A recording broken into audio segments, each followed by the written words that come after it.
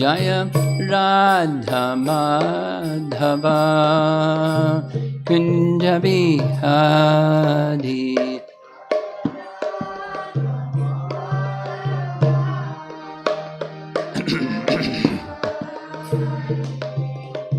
Gopi Jana Badabha Girivardhari.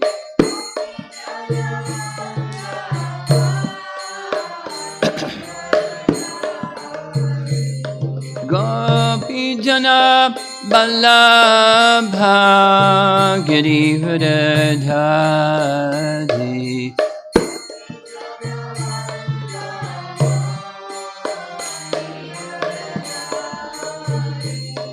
Jasodanandana Brajajanaranjana.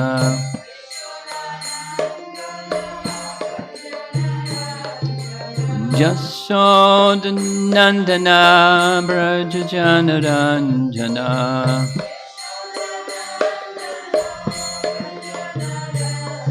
Jamunatira Vanachadi.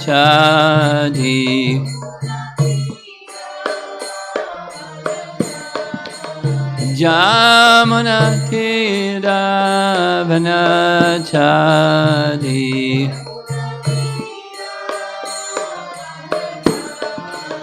Jaya Radha Madhava Kunja Bihari.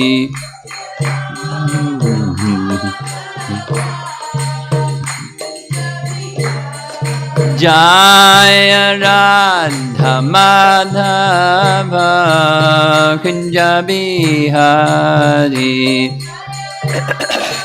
Madhava Kunja Bihari. Gopi Jana Ballabha Girivardhari. Gopi Jana Ballabha Girivardhari. Gopi Jana Ballabha Girivardhari. Gopi Jana Ballabha Girivardhari. Jasodanandana Brajajanaranjana.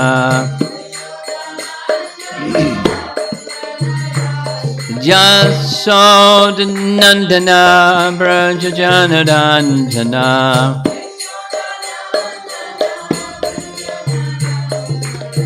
Jamunatira Vanachadi. Jamunatira Vanachadi. Jaya Radha Madhava Kunja Bihari. Madhava Kunja Bihari. Jaya Radha Madhava Kunja Bihari. Madhava Kunja Bihari. Jayo Vishnupad Paramahansa Parivajagacharya Astatarastasi Srimad Divine Grace A.C. Bhaktivedanta Swami Srila Prabhupada Ki Gaur Pimanandi.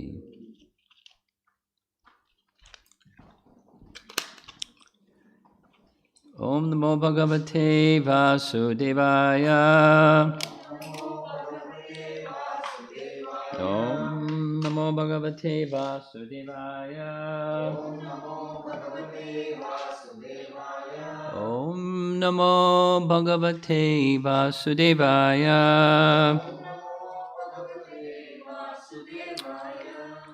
This morning we're going to discuss two verses from Canto 10, Chapter 27, texts 10 and 11.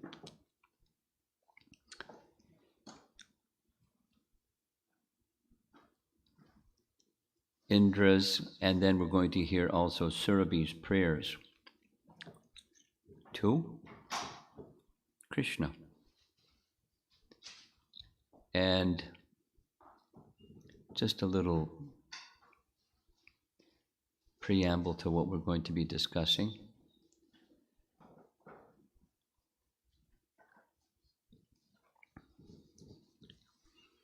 Two things.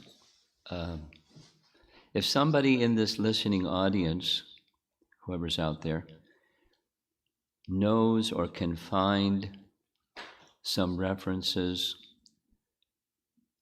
that speak to the fact that the Srimad Bhagavatam is the form of Krishna. Of course, there's the Padma Purana reference, but others. Or something that Rupa Goswami, I read, and I can't remember where I read it, so if you know where it is or can find it out there in the listening audience, Rupa Goswami speaks something about the sound vibration of Srimad Bhagavatam is precisely Krishna's form. So not the Padma Purana reference or the Bhakti Siddhanta reference that says Srimad Bhagavatam is the Swarup Shakti of Nama, and they go together, just like Radha worship goes together with Radha Krishna worship goes. We don't worship Krishna alone. So the chanting of the holy name is meant to be accompanied by hearing Srimad Bhagavatam or topics of Krishna.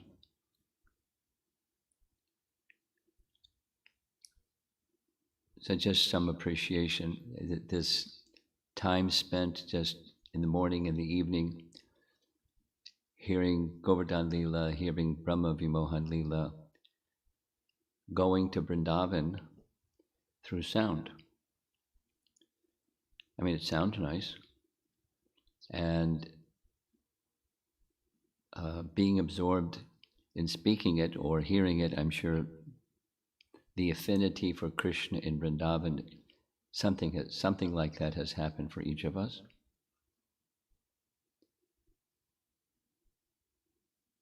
So that's just sharing some appreciation. I really feel the Krishna connection stronger just from hearing and discussing Srimad Bhagavatam 10th canto. Of course, all the preceding cantos are meant to prepare us to hear the 10th canto, and sprinkled here and there in the previous cantos are mentions of Krishna's unique position in Vrindavan. That's Srimad Bhagavatam.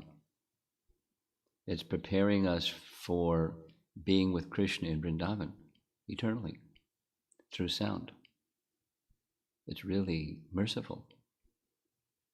And the Srimad Bhagavatam is not different than the form of Krishna.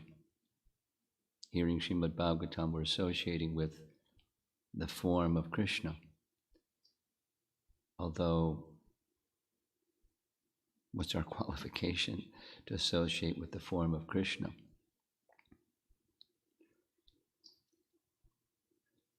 But it cleanses. That Srimad Bhagavatam is meant for even the sinful people. What's the qualification of sinful people to associate with the form of Krishna? It's just mercy. It's not, there's no qualification. But Srimad Bhagavatam is merciful, and it gives the opportunity even to sinful people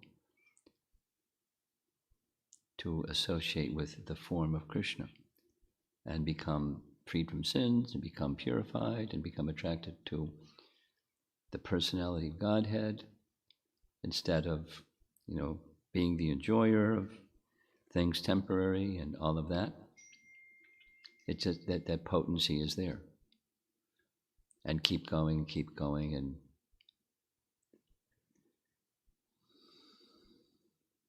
so I'm feeling very fortunate to just become more appreciative and more attracted and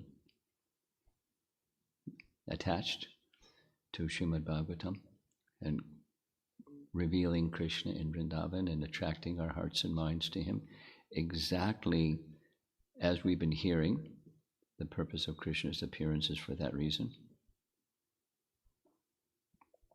And the second point is,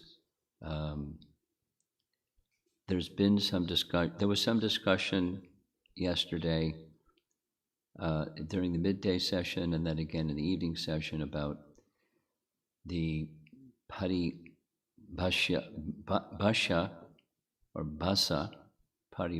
Sutra 1.3.28. And those that will be attending next Sunday's program, whoever is on the receiving the list of being invited to those classes will receive a document that explains it, Paribhasa Sutra, which is, of all the different forms of the Lord, one is the source of them all. And that one is Swami Bhagavan Krishna. That means specifically Krishna in Vrindavan. And there's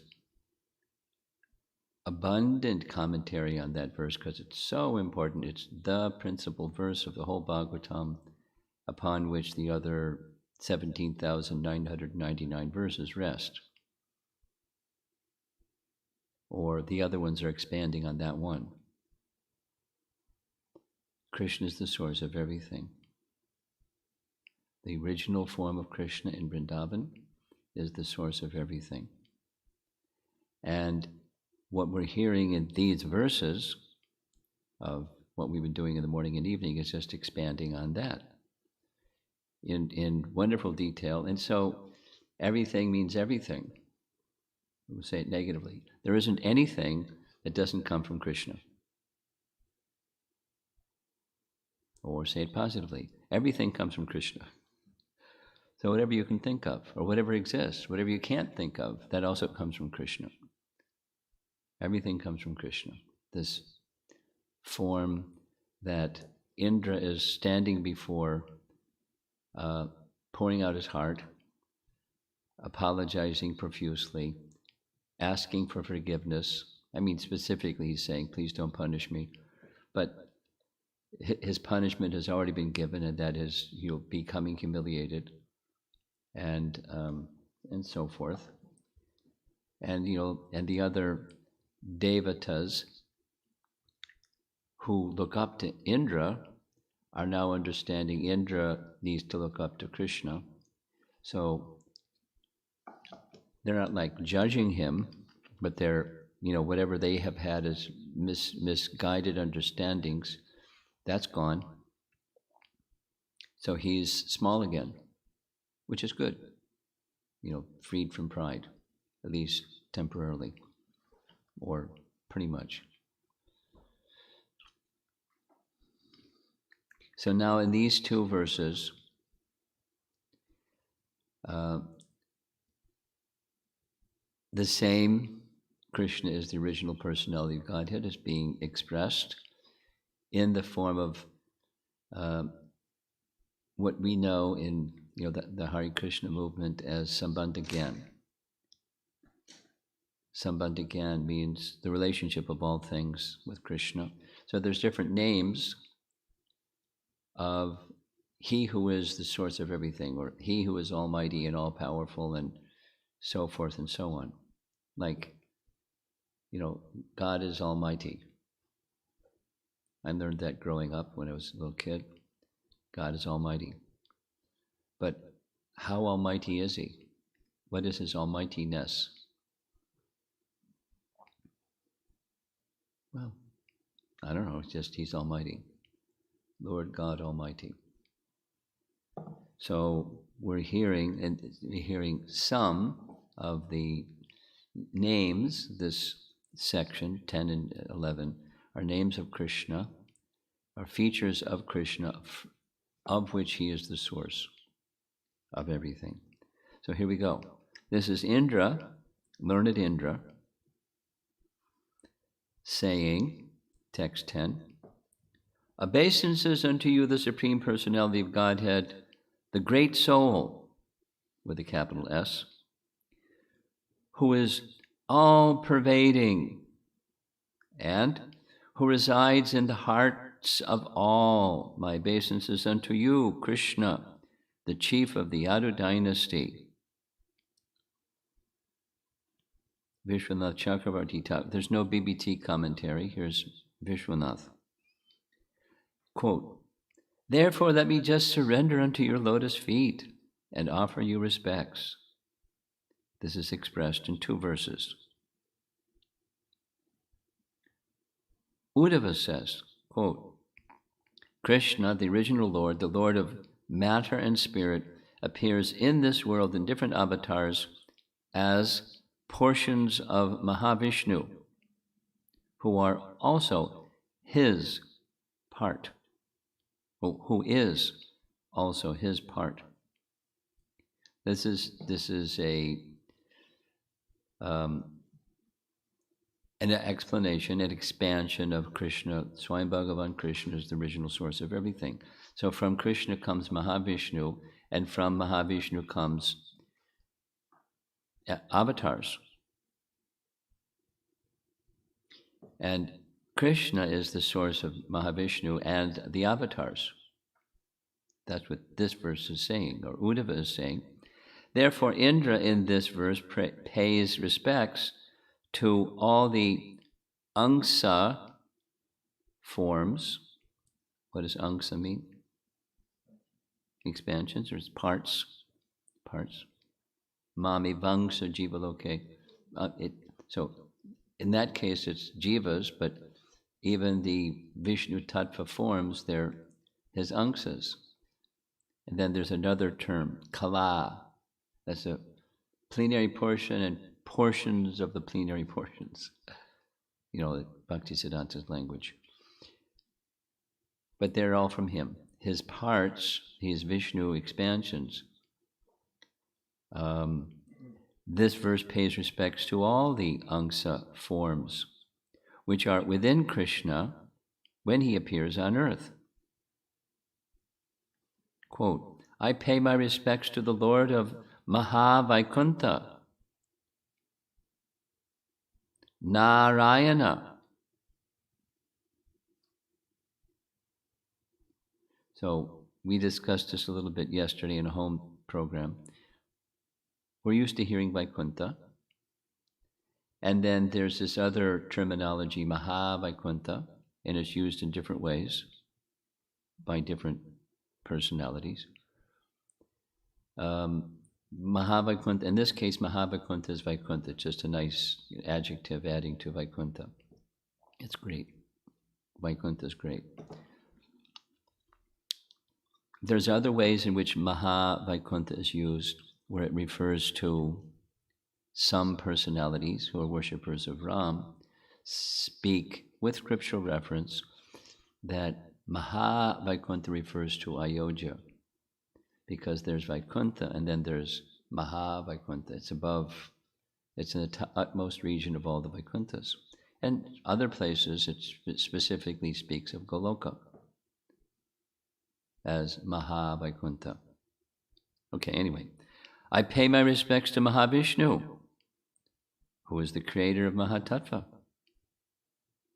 I pay my respects to the soul of the Samasti. Samasti means the totality of living beings. I pay my respects to the soul of the Samasti, Garbhodakshay Vishnu, unquote. After paying respects to the angsas, he pays respect to the angsi, the source of the angsas. Quote, I offer my respects to Vasudeva. Krishna's name is Vasudeva, son of Vasudeva, with a mention of his father. I offer my respects to Krishna, the Lord of the Sattvatas. What's the Sattvatas? That's devotees. Huh? Devotees. That's how it's being used here. With mention of the name of his followers.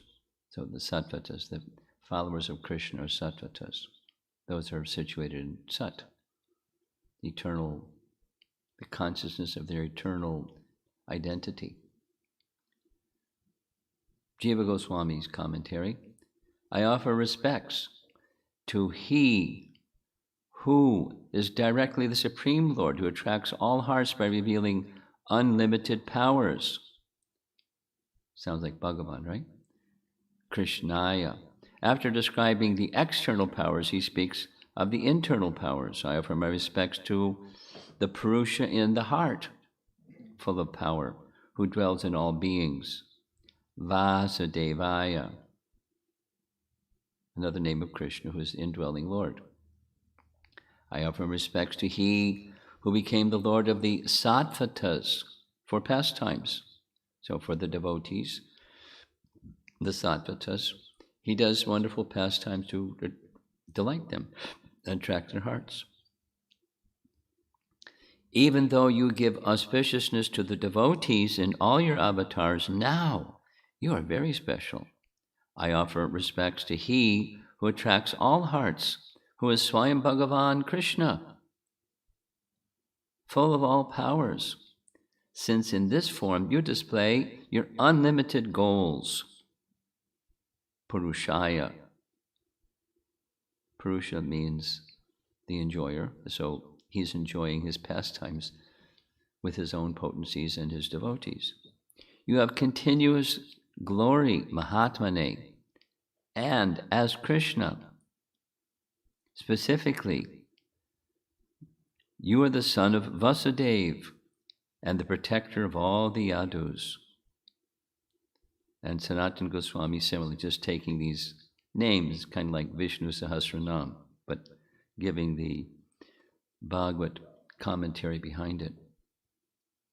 I offer respects to He who is directly the Supreme Lord, Bhagavate, who attracts all hearts by revealing unlimited powers, Krishnaya. After describing the external powers, he speaks of the internal powers. I offer respects to the Purusha of the heart, full of power, Mahatmane, and who dwells in all beings, Vasudevaya. I offer respects to He who became the Lord of the Sattvatas for pastimes. Even though you give auspiciousness to the devotees in all your avatars, now you are very special. I offer my respects to He who attracts all hearts, Swami Bhagavan, full of all powers, since in this form you display your unlimited goals, Purushaya, similar to what others have said. You have continuous glory, Mahatmane, and as Krishna, you are specifically the son of Vasudeva and the protector of the Yadus. So this is Indra. Now he's, in one sense, he's displaying his erudition. He knows a lot. And somehow all that he knows got covered over by you know what? Pride.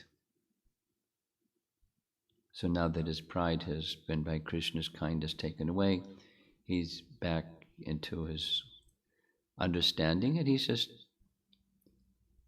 his request has already been made. Please go light with your punishment. And now it's just glorification. These are the Sambandha Gyan kind of glorifications. Text 11, and there's a lot of commentary in relation to this. So get ready. Indra prays, unto Him who assumes transcendental bodies according to the desires of His devotees, unto Him whose form is itself pure consciousness, unto Him who is everything, who is the seed of everything, and who is the soul of all creatures, I offer my obeisances. And this is a Hridayananda type of purport here. We can hardly construe from the first line of the verse that God is somehow impersonal. but assumes a personal material body, because that's Mayavad doctrine. It is clearly said here that the Lord assumes different forms according to Sva Chanda, his own desire, or according to the desires of his devotees. An impersonal God could hardly reciprocate with the personal desires of its devotees, nor could an impersonal God itself have desires, since desires is characteristic of personality. Therefore, the Lord's manifesting different forms in a personal way, responding to personal desires, indicates that he is eternally a person and manifests his different transcendental bodies as an expression of his eternal nature that's loving and reciprocating. And this next phrase becomes a topic of commentary for all the commentators. The word Vishuddha Jnana Murtaye is most significant. Murti means the form of the deity. And it is specifically stated here that the Lord's form is itself completely pure consciousness. Consciousness is the primary spiritual element, distinct from any of the material elements, and even distinct from the subtle or psychological material elements, like the subtle ones are mundane mind, intelligence, and false ego. The subtle body. Consciousness is distinct from them. All of these, which are simply a psychic covering over pure consciousness. Since the Lord's form is made of pure consciousness, it can hardly be understood that as a material body, like mortal bags of flesh and bones, we carry around in this world. And final paragraph. In the last line of this verse, there's a poetic emphasis on the word sarva, which means everything. The Lord is everything. He is the seed of everything. He is the soul of every creature. Therefore, let us join with Indra in offering our obeisances to the Lord. Very nice purport. Vishwanath's commentary is short. Quote, I pay respects to you who accept bodies for giving happiness to your devotees with emotions of dasya, sakya, vatsalya, and shringara, since you are the object of various types of prema. Being non-material, that body is pure, a form of knowledge beyond Maya. As you are the possessor of all energies such as Maya, you are everything. Therefore, you are the cause of all, sarva bija. And therefore, you are the soul of all entities. I pay respects to you. End. Jiva Goswami is also short. Therefore, you are everything. I offer respects to you, who have accepted many bodies like Matsya and Kurma by your free will because of the devotees. You reveal those avatars to give knowledge of the nature of your form. What's that? You have forms which are knowledge itself, beyond Maya. Here's the phrase again. Vishuddha Jnana Murtaye. Since they are self-revealing. You are the form of the universe, the Mahapurusha, who is the cause of all things, Sarva Bijaya, and the Antaryami, that's Supersoul, of all beings, Sarva Bhutatmane. A little bit longer is Sanatana Goswami's commentary. I offer respects to you, who are hardness, Murtaye, for persons absorbed in understanding Atma, whose jnana is devoid of bhakti or vishuddha. Though the Lord is both cause and effect, sarvas mayi, he is an object hard to approach for those dedicated to pure Atma alone. I offer my respect to him, since he has an astonishing nature and is full of extraordinary greatness. I offer my obeisances unto he who reveals a form, murtaye, to those having knowledge of the Lord, Vishuddha Jnana, who is the source of the all sadhanas and sadhyas. We're used to sadhana, so we know what that is. And sadhyas, those are who have achieved perfection. It's the stage of perfection. It's the goal of sadhana, sadhya. So it says, I offer my obeisances unto he who is the source of all sadhanas and sadhyas, or bhakti and prema, who is complete, sarvas mayi, who is dear to all beings, and who spreads bhakti to all beings, sarva bhutatmane. Therefore, final paragraph, you are everything. I offer my respects to you who have accepted many bodies like Matsya and Kurma by your free will because of the devotees. You reveal those avatars to give knowledge of the nature of your form. You have forms which are knowledge itself beyond Maya. Here's the phrase again, Vishuddha Jnana Murtaye. You are knowledge itself beyond Maya. Vishuddha Jnana Murtaye. Since these forms, the angsas, his Vishnu Tattva appearances, they are self-revealing. You are the form of the universe, Sarvas Mayi.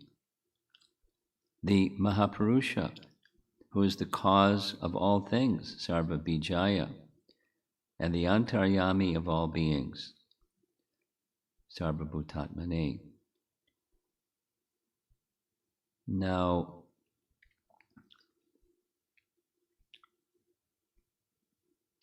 next, and it's 8:04 already, this verse is an important verse. These two verses are important because there's lots of references from other verses of the Srimad Bhagavatam that refer to this verse. So we're going to hear some of that. This is a reference from 1.3.15. So next Sunday we're going to be discussing chapter 3 of Canto 1. Here's one of those verses in Canto 1, chapter 3, speaks about forms of the Lord that appear in this world. So it's a listing and some description of avatars. So 1.3.15. O Vajra, the great Lord, in the form of water, greatly agitated with countless waves, covers the earth and the lower planets with water. Partial devastation. O Yadava, all things on the earth planet are destroyed at that time. Only the famous mountains are not destroyed. That's the Bhumandala mountains, the big ones, like Sumeru and others. At that time, the earth personified, taking the form of a boat, protects all the seeds without discrimination. O offspring of the Yadu family. Paragraph. This explains that there is destruction at the end of the Manvantara. Manvantara means the period of Manu. At the end of every Manu, there's a partial devastation. At the end of the night, the end of the day of Brahma, during his night, there's another partial devastation. And then there's a total annihilation at the end of his life. 3. And the description sounds a lot like Noah's Ark in the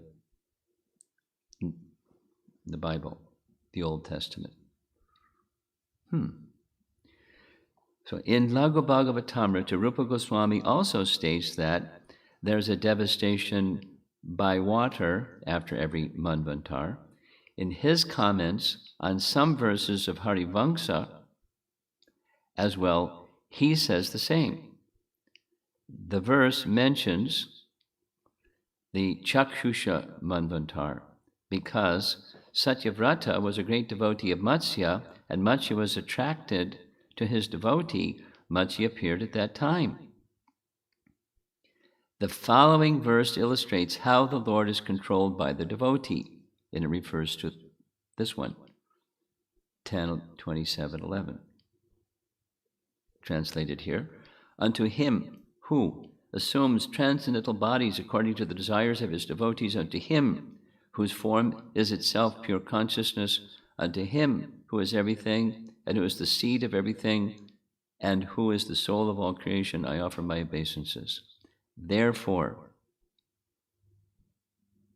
this is Jiva Goswami's commentary in 1.3.15, this particular narration, 1.3.15, is representative of events that take place after every Manvantar.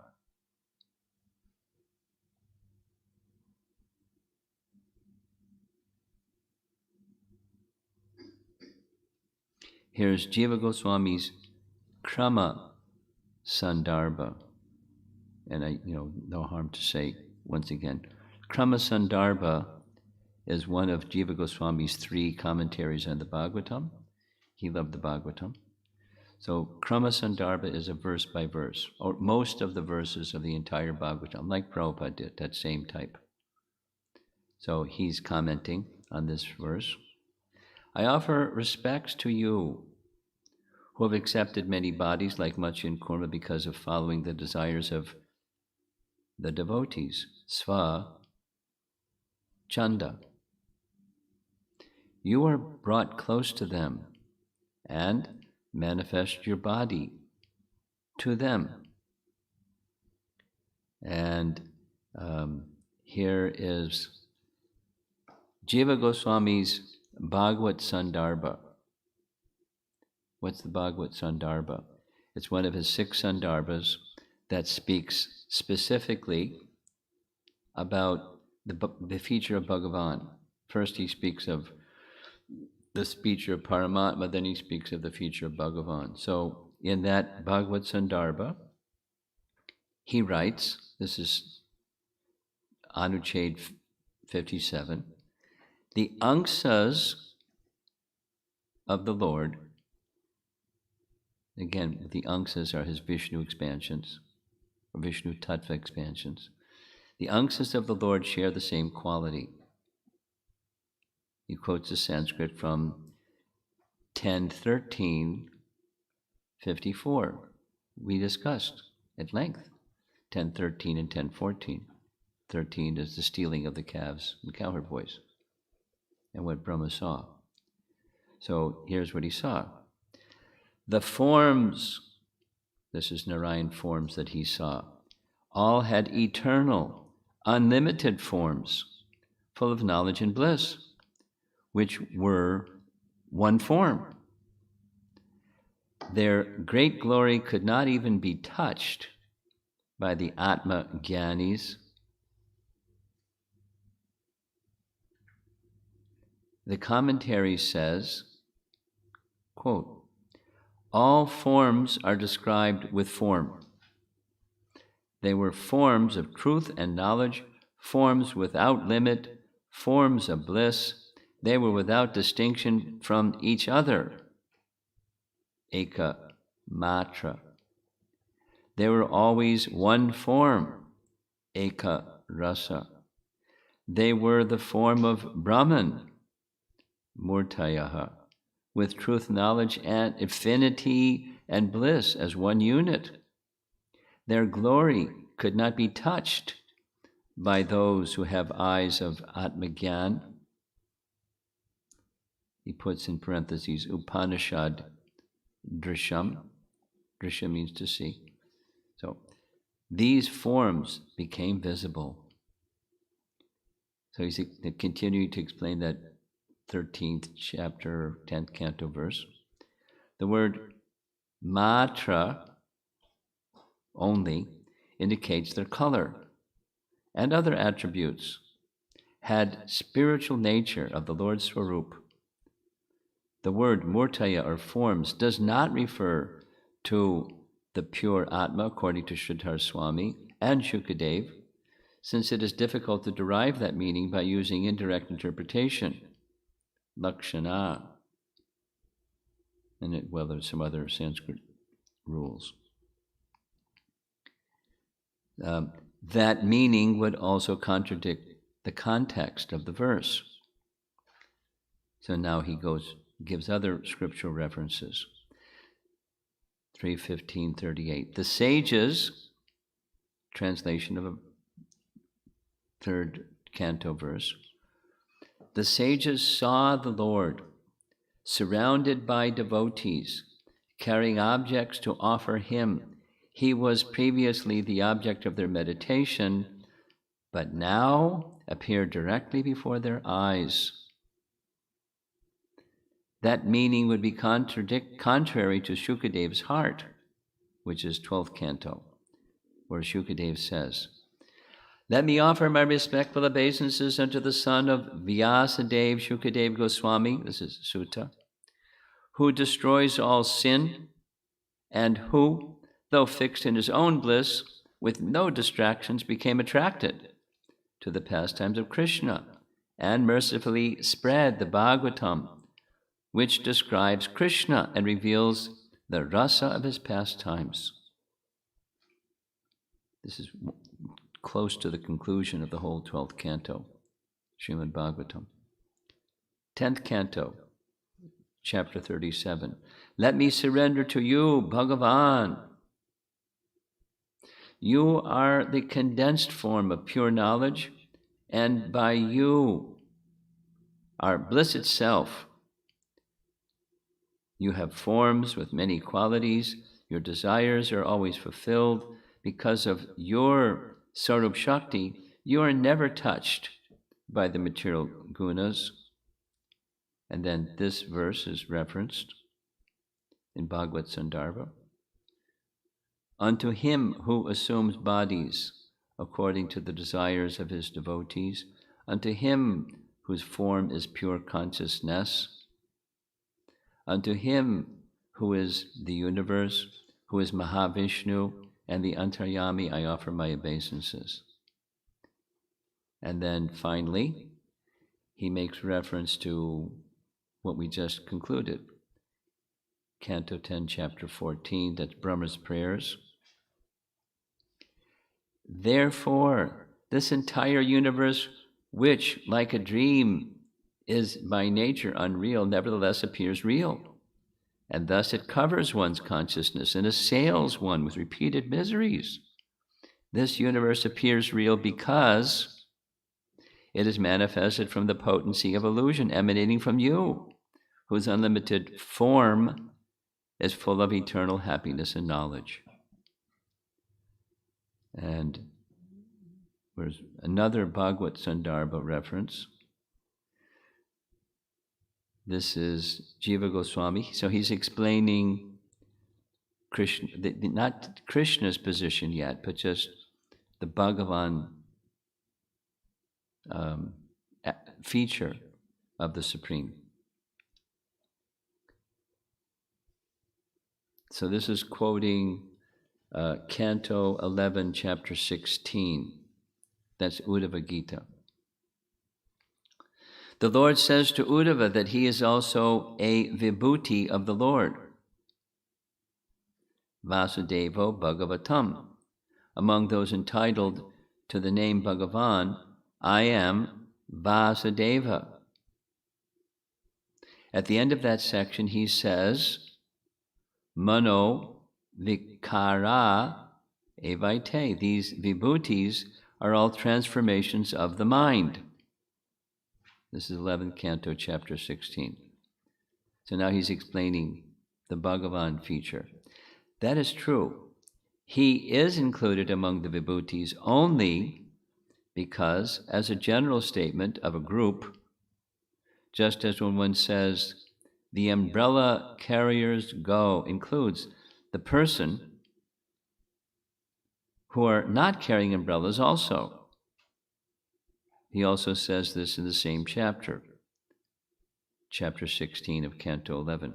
I am form, taste, aroma, touch, and sound, ahankara, the mahatattva, earth, water, fire, air, and sky, the 11 senses, the living entity, prakriti, the modes of goodness, passion, and ignorance, and Brahman. I am all these items, along with knowledge of them and the determination of truth resulting from that knowledge. Paragraph. The word param indicates Brahman. That is included in the material elements. Thus, the Lord has nothing to attain. That is, he does not become a vibhuti. Now, Chapter 10 is Vibhuti Yoga, is the opulences. That's what vibhutis are. It's described in Canto 1, Chapter 3, what vibhutis are. It's forms of Krishna, but it's a material greatness within this material world. Like, mountains, I have the Himalayas, etc. Among fishes, I am shark. Among this, I am that. The word, transformation, so he doesn't become something. The word transformation, vikriti, takes place by removing a covering on an object, like threshing rice to remove the husk. Clear? Threshing rice means removing the husk, and what do you have left? You have the grain. So threshing is a vikriti, it's a transformation. Rice covered by grain now is no longer covered by grain, by the covering, it's just the grain. The Lord does not need this, since he is not associating with any covering. He is free from coverings. Mukta upaditaha vishuddha jnana murtaye. He is a form of pure consciousness. That's our verse. Vishuddha jnana ghanam. You are pure condensed knowledge. Again, Canto 10, Chapter 37. Another reference, this is Bhishma Dev, Canto 1, Chapter 9. His armor shone brightly, pierced slightly by my sharp arrows, Bhishma Dev says about Krishna. Such statements are descriptions of pastimes involving illusion, since they involve contrary elements. And then another reference from Canto 10. This is a translation of a verse. Such is the account given by some sages, O wise king, but those who speak in this illogical way are contradicting themselves, having forgotten their own previous statements. So all this is to say, it's expanding on the idea that Krishna's form is all spiritual, there's no material covering, and his forms, they're also all spiritual, because they come from Krishna, who's all spiritual. And then comes this mysterious thing, how does Maya come from him? It's one of his potencies. Everything that exists comes from him, so it's one of his potencies, and he can cover living entities, and he can remove the covering. And I think this is our last reference. Yeah, our last reference. It's again Bhagavad Sandarbha. Jiva Goswami makes reference to this morning's verse, Anucheda 55, that the form of the Supreme Personality of Godhead is spiritual, eternal, and full of bliss and knowledge, and not simply an illusory representation of an impersonal reality, is also confirmed by the following statement of Srimad Bhagavatam. Statements. So again, he makes references from Canto 10, including this morning's verse. Also chapter 37, the form of the Supreme Lord is full of supremely pure transcendental knowledge. So it's what we can understand from that is Mayavad doctrine has just got shot down. His form is not a covering. His form is pure transcendental knowledge. And then this verse, then another, chapter 14, we also discussed this, chapter 14, Brahma's prayers, where he says, "O Lord, your transcendental form is eternal and full of bliss and knowledge." These statements of the Bhagavatam should be taken literally. No one should try to change their meaning by word jugglery and try to make them mean something other than what they clearly say. That the form of the personality of Godhead is full of transcendental bliss is also confirmed in the following statements of the Bhagavatam. Just 2 references and we're done. Canto 10, chapter 41. What the ladies of Mathura saw when they saw the blissful forms of Krishna and Balaram with their eyes, they took them within their hearts and began to embrace them to their fullest desire. And then text 48, now he's in Mathura. Kubja then took Krishna's lotus feet and placed them on her breasts, which were burning with the blazing fire of lust. By smelling the fragrance of Krishna's lotus feet, she immediately became relieved of all lusty desires. She was thus allowed to embrace Krishna, whose transcendental form is full of bliss. She was allowed to embrace Krishna with her 2 arms and thus mitigate her long-cherished desire to have Krishna as a visitor in her house. It's a little esoteric, but his form is Satchitananda, and it's not material, so we don't make that mistake. Okay, that's the end of the reading this morning. It's 8:24. A little bit long, but you're patiently listening, so that's nice.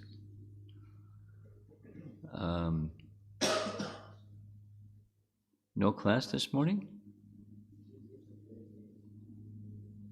Huh? Tuesday, Thursday, okay.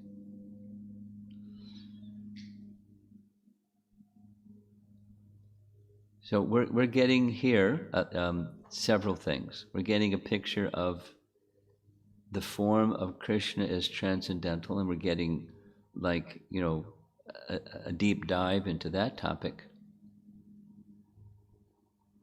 by the grace of Shukadeva Goswami and our great acharyas. And we're getting this nice picture that Krishna assumes forms according to the desire of his devotees. And that just has to do with Krishna's nature. So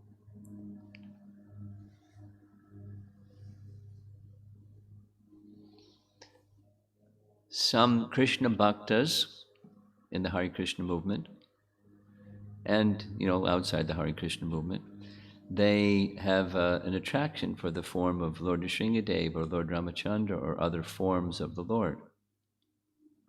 And the Lord assumes those forms. Here's a little ISKCON Mayapur story. Then I'll just end with that. Some years ago, there was an attack on Mayapur by some of the local people. They saw on the altar that the altar was not as elevated and receded like it is today. It was lower and more approachable. They saw the form of brass Radhamadava, and they thought that Radhamadava, particularly Radharani, looked golden. They thought, gold. So in the middle of the night, they came and stole Radhamadava. And there was, a big ruckus, because somehow some devotees woke up and there was firing of guns, and that's how Bhakti Raghava Maharaj lost half of his legs, because he got shot with a shotgun and half of his leg had to have it amputated. And so there was this discussion about what are we going to do, because, we're in the middle of a village and people play mean. So there was discussion. Bhakti Siddhanta, when something similar happened at his headquarters, he had a deity of Nrsimha installed. So it was decided we should install a deity of Nrsimha to protect the Dham.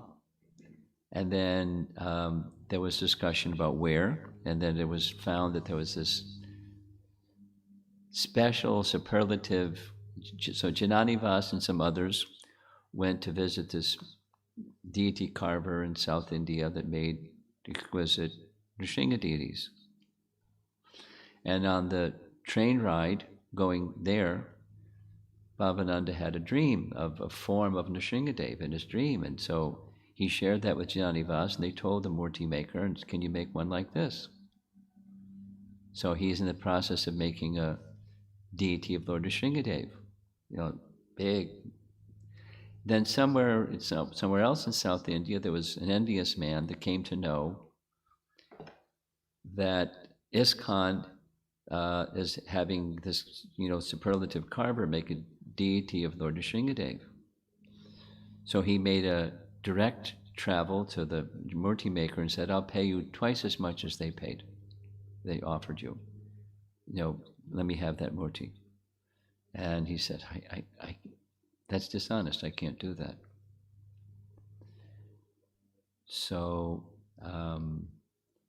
but you can know the form that they wanted is Ugra Nrsimha. And if you even make any mistake with worshipping Ugra Nrsimha, you're finished. He said, great, keep making the Murti.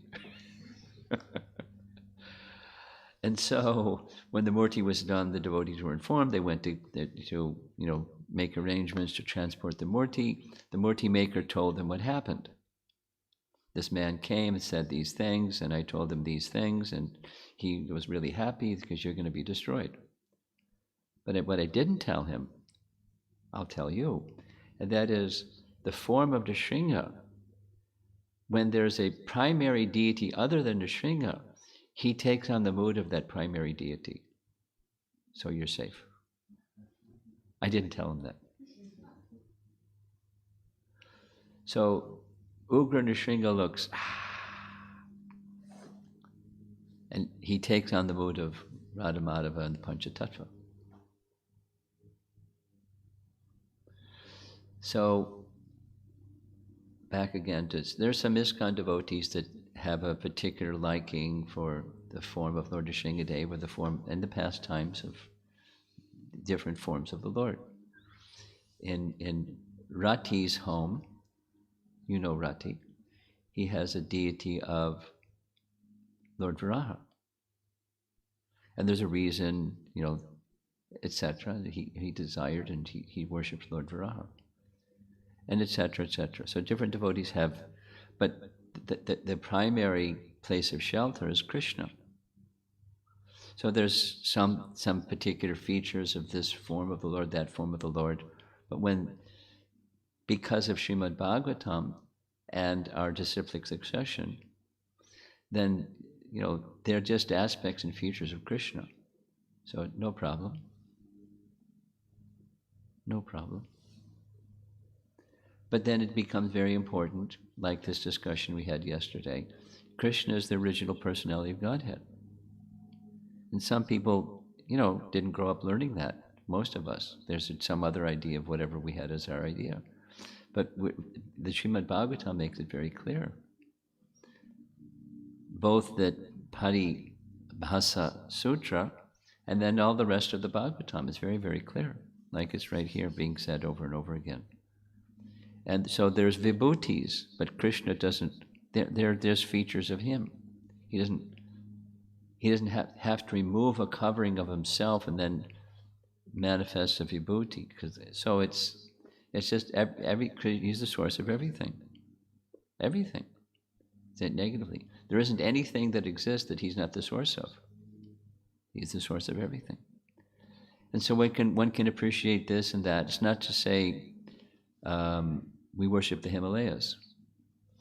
We recognize the Himalayas are one of his vibhutis. Fantastic. There's other. We worship Tulsi Devi because she's the giver of bhakti. We want bhakti, so we worship Tulsi Devi, and Krishna likes Tulsi. He likes everything, and he particularly likes Tulsi. That's fine. So we offer Tulsi because he likes, and he's satisfied when he receives offerings with Tulsi, and without Tulsi, it's not the same.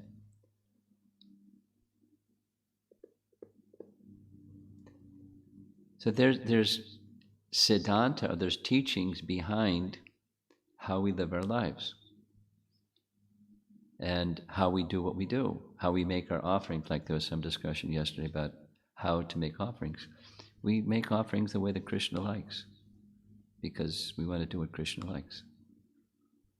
And there may be other ways to make offerings, that's fine. We do the way Krishna likes. So that's our life. That's our conviction, that's our lifestyle. And Krishna may like something else, that's okay too. We like this, so we do this. Or he likes this, so we do this. And that's our life. We do the things that we do. We eat, but we eat foods that are first offered to Krishna. And there's a procedure, we follow the procedure, and because Krishna likes. It can be simplified. That's fine too. And we follow instructions of our acharyas in disciplic succession, how to do and what's the simplified version. And then there's an elaborate version, and somewhere in between simple and elaborate. But we accept descending knowledge and take it into our heart and live accordingly, and continue hearing Srimad Bhagavatam and chanting the holy name and become attracted to our eternal life, or remembering what we've forgotten. So, 8:35. Any comments or questions? Yes. Nice to see you. Thank you so much. Your health is okay? Here's a microphone. That's for the people online. Right. Okay. Thank you so much. It's amazing. Like, we are watching Mahabharata right now. Shyam is so much obsessed. This new Mahabharata movie. Okay. And I think somewhere there it is also said that when like Kali Yuga started. When what? Between yugas, it's also some partial destruction happens. So like, I don't remember hearing that before. So is it happening like after every yuga, partial destruction? Does it happen? Well, after every Manu, there's a partial destruction. So what to speak of between Manus, between yuga cycles? That there's an end of a Manu also. Now, I've heard what you said, and I don't know the detail, but I can research it and see if what I can come up with. Thank you. Okay? Thank you so much. And some of our learned persons online, if you want to do some research too, you come up with something, send it to me, so we can discuss it tomorrow morning. Guru Maharaj, online Yeah. questions. First, Rati Prabhu texted that it is Lakshmi Hayagriva. Lakshmi Hayagriva, okay. Hayagriva. So you can send me a little message to say, why Hayagriva? What's the mood behind the Hayagriva? Hayagriva, okay. I thought it was Varaha, okay. Question from Srinath Prabhu. Example of Nitya Siddha devotee is Prahlad Maharaj. Sadhana Siddha could be Lord Brahma, and Kripa Siddha or Jagai Madai. My question is, where does conditioned souls like Indra fit in, who had committed great offenses against the Supreme Lord and his devotees? Is Indra Sadhana Siddha or He's Kripa not Siddha? Siddha. He's a Devata. Next. Question from Sri Radhika Mataji. Lord Indra is praying for freedom from punishment, while Lord Brahma's mood is acceptance of the repercussions. Yes. Will you please elaborate on what is the difference in mercy received when there is such a distinction in consciousness? And since we can only begin from where we are, is there an organic way to grow from wanting freedom from punishment to acceptance of repercussions? Well, the second part is, the basis of Krishna consciousness and understanding what Krishna consciousness means. So, prior to the mature stage of Krishna consciousness, we want. And we pray for things we want. And the mature stage of Krishna consciousness, whatever the Lord wants. There may be somewhere in between there, like I got my finger on the pan scale and I'm hoping he goes over there. But it's maturity or purity of consciousness that says whatever you want. So Prahlad has that. We made this reference. Prithu Maharaj speaks like that. Vishnu comes at his coronation. He says, "You're the father. The father knows what's best for the son. Whatever you want, I accept." Similar to what Prahlad's position is. So the distinction between destination is Krishna can easily reward what you want. He may or may not, but he can easily award. And those who do not have a want means they have another want. That is just that connection with Krishna. And then Krishna gives himself to that person. That's the difference of destination or outcome. Question from Ramasharana Prabhu. All things will destroy during physical devastation except famous mountains such as Meru and others. Is it Govardhan is one of them that will not be destroyed? Well, the whole of Vrindavan is not destroyed. So what to speak of Govardhan?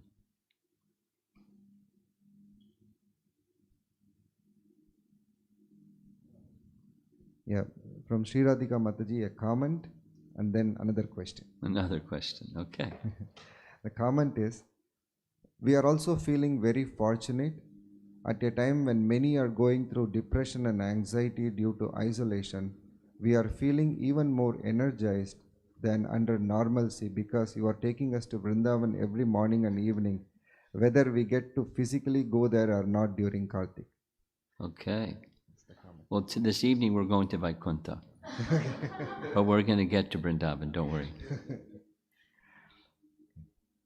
Another question, how do we understand the field of psychology as How do we understand what? The field of psychology. The field of psychology. As it exists in the world today. It's speculation, that's how we understand it. Is it a study of the material mind and conditioned psychophysical nature? No, it's just speculation. It's all over the place. Next question. I mean, they have, there's threads of something that connect with reality, but It's all speculation, other than the threads that are there. They don't know where the threads lead to or anything.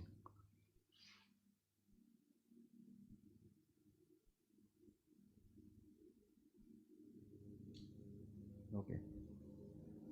Question from Gaur Sundar Prabhu.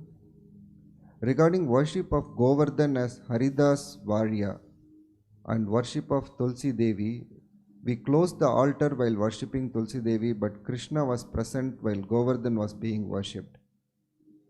Why don't we worship Tulsi Devi with altar open?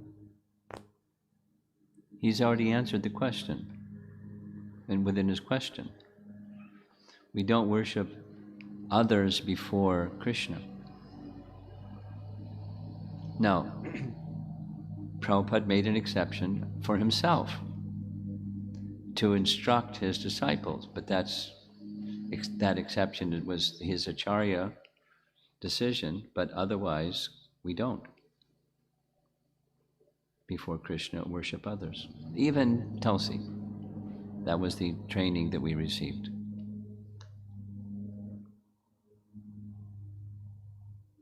Question from Vishalaksha Prabhu.